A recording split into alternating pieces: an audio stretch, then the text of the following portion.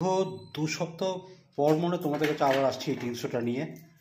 মানে কাজে ব্যস্ত ছিলাম বলতে পারিনি। কি কি আছে দেখো, এটা একটা মূলো কপি ডাটা ভালো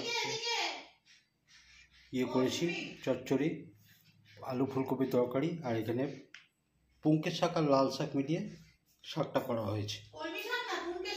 পুঙ্কে শাক বললাম তো, পুঙ্কে শাক লাল শাক মিলিয়ে করা হয়েছে। এখানেও তাই আছে। আর এখানে শাকের মধ্যে কাসুন্দি নেওয়া হয়েছে। এটা হচ্ছে আমার, এটা হচ্ছে অনু, ও কাসুন্দি খাবে না তাই নেওয়া হয়।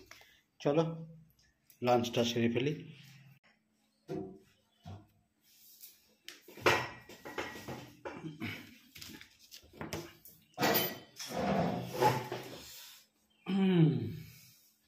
অনেকদিন পরে আবার বসেছি টিংশো করতে। আর আজকে আমার গ্যাস বাবাজি তো অসুস্থ কতদিন ধরে, আজকে দাদাকে দেখেছি, দাদা গ্যাসটা ঠিকঠাক করছে। বড়টা সুস্থ আর মেজোটা অসুস্থ আছে, ওটাই ছোটটা সুতরাং ডাক্তার এসছে, কারণ সুস্থ করা হবে। তো যাই হোক, তার এখন চিকিৎসা হবে, ততক্ষণ আমরা খেয়ে নিই। কি কি আছে দেখে নিই এসব।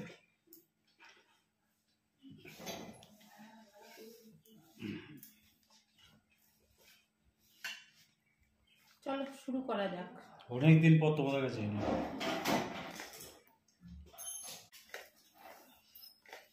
তাহলে কি তুমি এডিট করার টাইমটা পাবে? হ্যাঁ,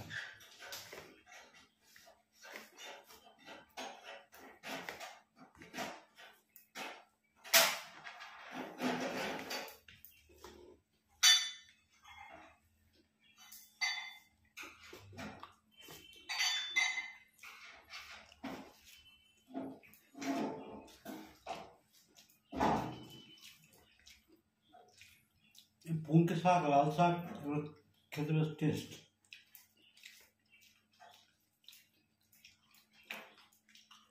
আজকে দাদি কাকু যাচ্ছিল, মূলো শাক বলছিল, আমি পুজো করছিলাম বলে, নাহলে নিয়ে নিতাম। মূলো শাক এবার আমাদের খাওয়া হয়নি।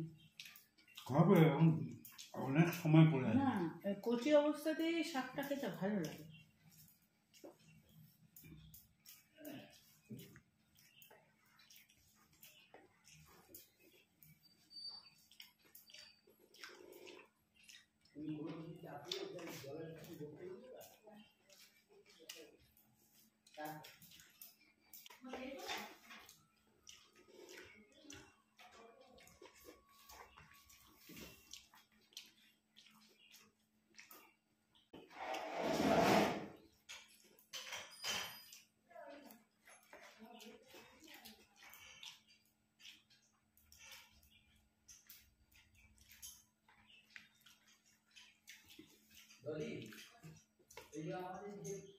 কালকে আমাকে ফোন করে বলেছে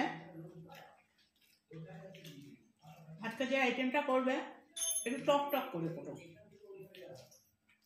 এসে দেখে বললো চচ্চড়িটা টক টক করে করবে। আবার চচ্চড়ি খাই বলুক কি মানে বলছে। অনেকদিন পর নিরামিষ খাচ্ছি তো, একটু ভালোভাবে না খেলে হবে না।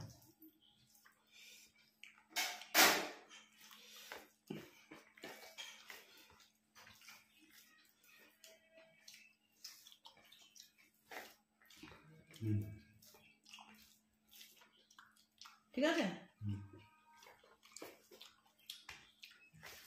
তারপর কি বলো তো, ডাটাটা আরেকটু কচি হলে ভালো হতো। চচ্চড়ির মধ্যে একটু ডাটা বাটা থাকলে কচকচ করলে বেশ ভালো লাগে না, ঠিক না?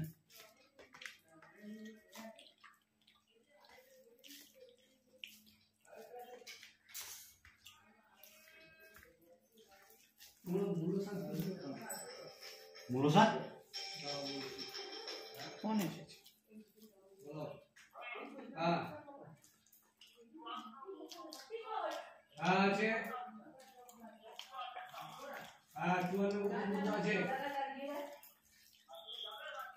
আমি চলে এসেছি, আমি জয়দেবে আছি,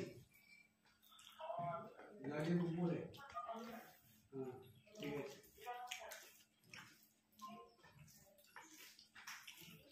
দাদা বলছে মূলো শাক কি দিয়ে খাও? মূলো শাকটা এমনি ভালো বলবো, বড়ি ফড়ি দিয়ে।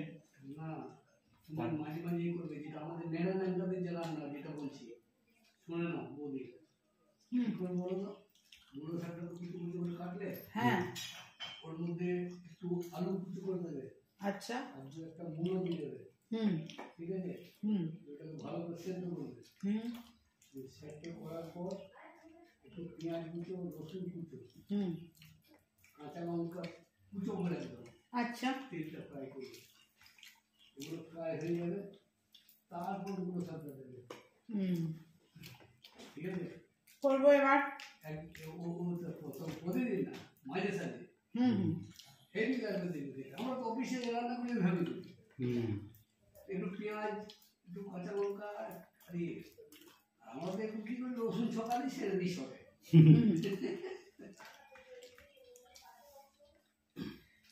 এই কুমড়ো শাকটা ওইভাবে করি। আচ্ছা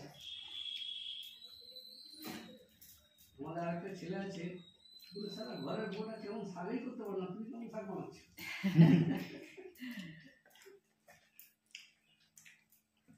সবাই সবটা হয় না তো। হ্যাঁ সবাই সব কিছু পারে না না পারে, মানে পদ্ধতি, মায়েদের পদ্ধতি ধরে চলে এসছে। আর আমাদের হ্যাঁ যেটা হচ্ছে সেটাই করছে আর আমরা কি করি, উদ্ভট ভাবে দেখি তো কিরকম হচ্ছে। হ্যাঁ হ্যাঁ আর যদি একবার সাকসেস হলো হ্যাঁ আর দেখতে হবে না। আবার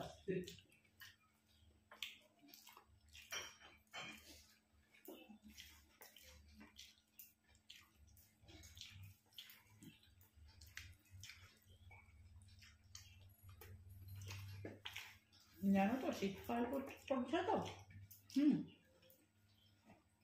এখন কিন্তু তাড়াতাড়ি খাওয়াটাই ভালো হুম তুমি তো এই টাইমে খাও কটা হয়েছে? আমি 11:30 12:15 মধ্যে দিই। আমি দেরিতে খাই, আমি খেতে খেতে 1:30 2টো। দুদিন ধরে তাড়াতাড়ি খাচ্ছি, ঘরে আছি না।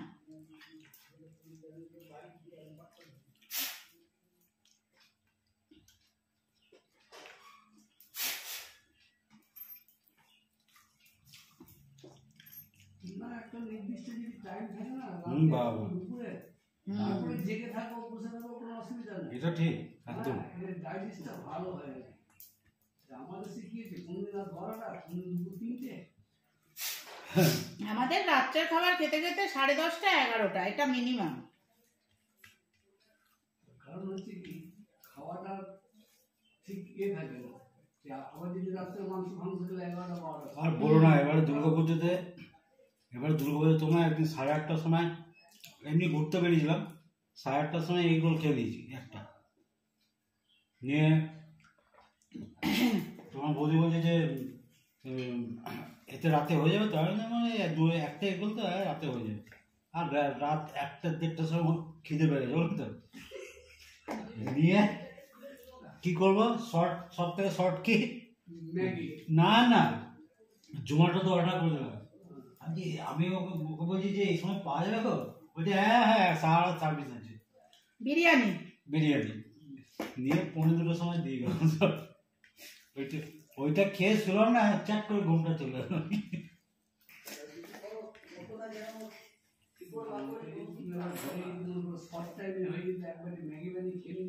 ওই ম্যাগিটাই তো খাই না।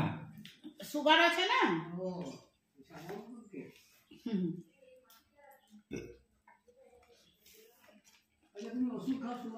হুম অনেক বছর, ওর অনেক হয়েছিল, 550।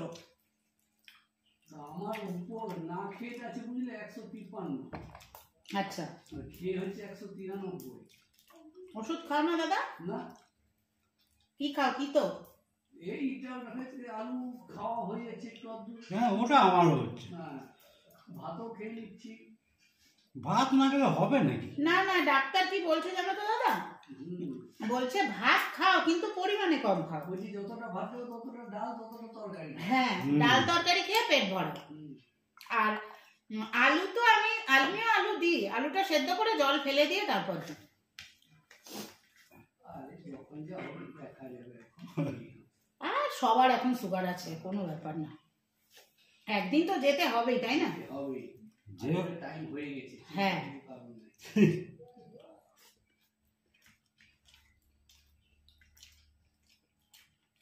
ঠিক আছে ফুলকপি।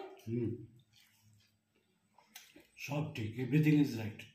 আমাদের পাড়ার একটা ছেলে ছিল, বউ যখন পুকুরে স্নান করতে যেত সব চাল বার করে নিত, লুঙ্গি ভেতরে ঢুকিয়ে দিত প্লাস্টিকে করে, গিয়ে বাহ। দোকানে গিয়ে অন্য গ্রামের দোকানে গিয়ে বেঁচে বেঁচে দিত। জিলিপি দিত। আচ্ছা। আর এই সুগার দেবে জিলিপির উপর লোকটা বেশি। হুম। হুম হুম। আরে নিউ পূর্ণিমা স্টোরসে দাদা যদি কোনোদিন নিউ পূর্ণিমা সুইটসে যদি যাও, যাই তো সন্ধ্যেবেলা শুধু দেখবে সব সব পাতা হাতে দাঁড়িয়ে গেছে। এই আজকেই যাবো, পুজোর বাজার হবে। কি পুজো? কালকে এ পূর্ণিমা না, ও রাস পূর্ণিমা, রাস পূর্ণিমা। হুম, কালকে রাস পূর্ণিমা।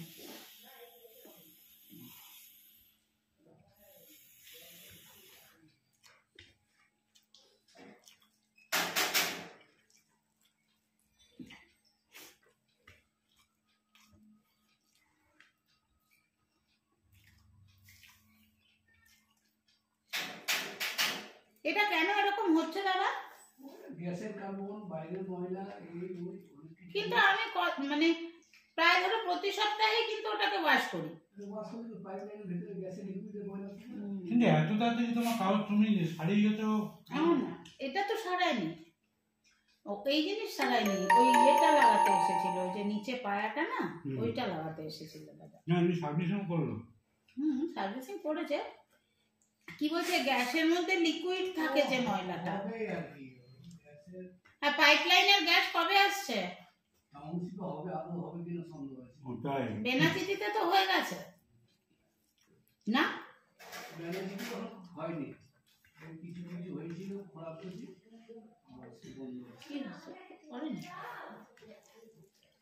টাউনশিপে কি করে হবে? জবরদখল কোয়ার্টার, মাঝে হ্যাঁ। কোয়ার্টার, তারপর একটা এমপ্লয়ি। ওইটাই ওইটাই। সেই এমপ্লয়িটা আবার কদিন থাকবে কোনো ঠিক নেই। কি বুঝবে, কি করে হবে? তারপরে তো আবার কোয়ার্টার নিয়ে যা ঝামেলা চলছে। এই ঝামেলা চলছে।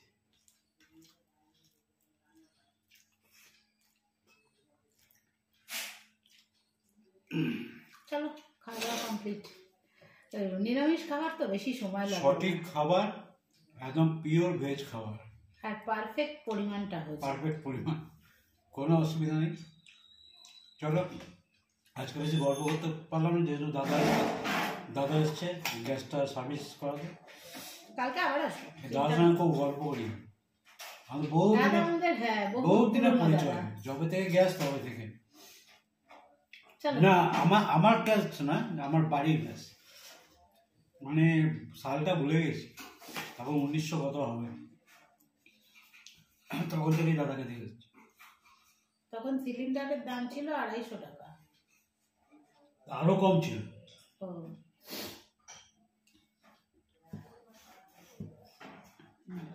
কাল আবার আসবো। কালা বানাবো।